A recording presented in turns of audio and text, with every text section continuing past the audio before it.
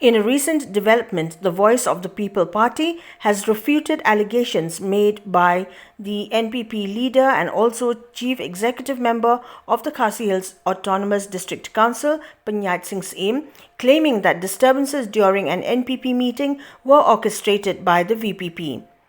The VPP has strongly denied these accusations, labeling them as baseless and lacking substantiation, demanding tangible evidence to support the claim that those involved in chanting disruptive slogans were affiliated with their party or its sympathizers. The VPP asserts that the incident was instigated by unorganized individuals and condemns any ensuing violence or abuse, criticizing the reaction of the NPP leaders as indicative of their inability to handle minor issues maturely. The VPP expresses concern over the alleged misuse of police authority to apprehend individuals without due process.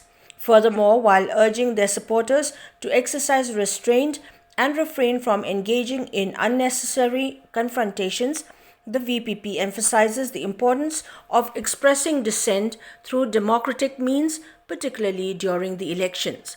Additionally, the VPP advises caution against potential smear campaigns orchestrated by allies of the MDA coalition aimed at tarnishing the party's image for political advantage.